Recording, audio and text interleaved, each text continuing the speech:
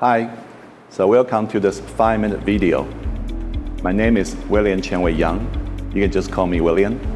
So over the next 5 minutes, I would like to show you how to master visualization descriptions. So you can try to use the sources to present data effectively. So first, let's take a look at some common types of visualization tools.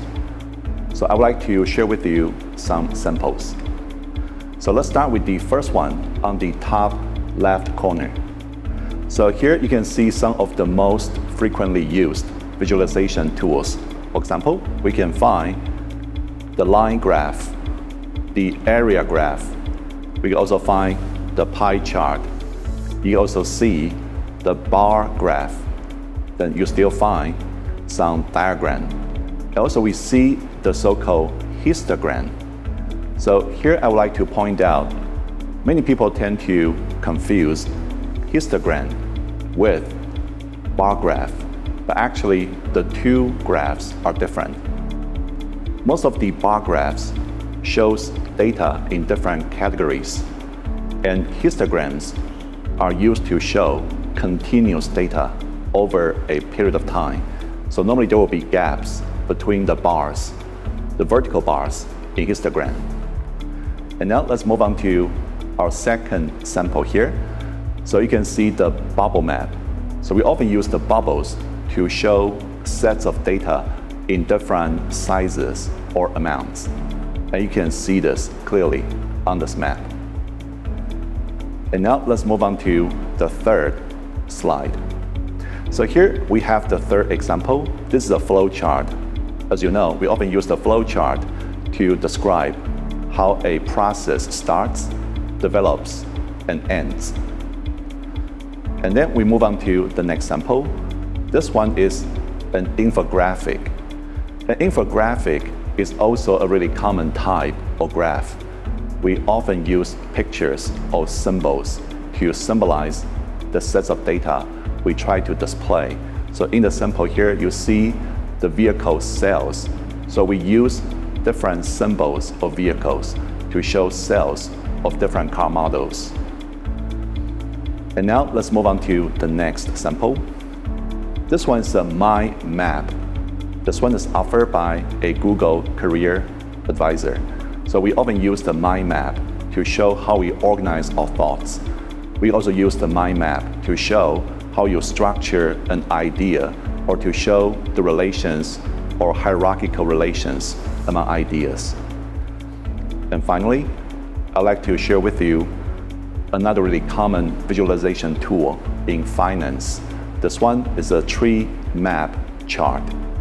We often use that to show proportions among different sets of data. All right, so now you know what we call these visualization tools.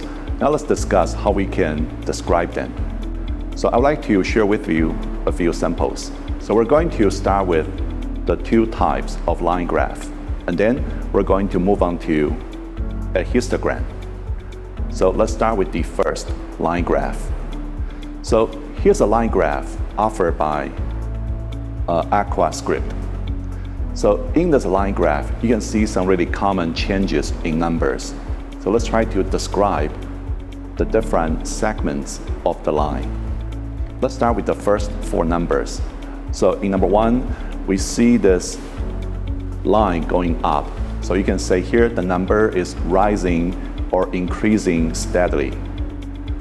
And then you can see that the line begin to go down a bit. So here you can say the number is falling or the number drops slightly. And then in line 3, you can see the line is going up like this. So here we can say the number is increasing sharply or dramatically. Or you can say the number jumps or skyrockets. And then we come to number 4. So here you see the line reaches a certain high point. So here you can say the number peaks or the number reaches the zenith, which means the highest point. And here we can see the other second half of the line. So let's start with number 5. So you can see that the line began to flatten So if this happens, you can say the number begins to level off, or the number remains steady, unchanged.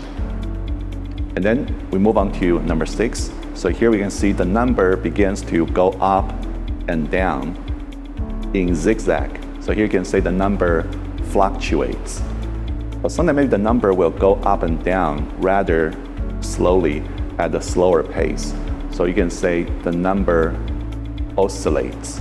In number 7, we can see that the line begins to go down in this manner. So in this case, we can say the number is declining sharply, or the number plummets.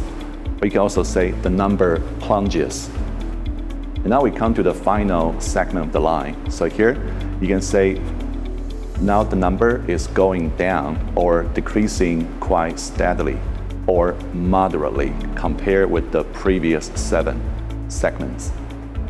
So now we come to the final sample here. So I would like to show you a line graph. So here we can see the multiple lines intersect or overlap with one another. For example, here the different lines show the GDP of different countries. So in this case, you can mention that the red line representing China GDP and the yellow line representing German GDP, they form the so-called crossing lines. Or we can also mention they tend to cross over, or they tend to overlap, or they tend to intersect near the end of the year 2006. And now here's the final sample I'd like to discuss with you. This one is a histogram. We often use the histogram to show the trend in the changes of numbers. This one is a histogram showing the core PCE index of the US. So we can see there's a sharp increase. So we can say right now, the histogram shows that the core PCE is exhibiting some upward trend or the ascent. So the number is increasing at every stage of time. And the opposite would be the downward slope or the descent.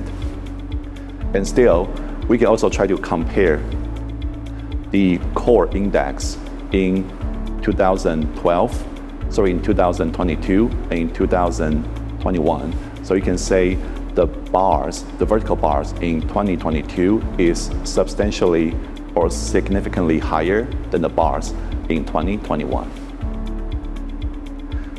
So I hope that you find today's video useful. And later, we're going to talk about how to cite a source. I'll see you later.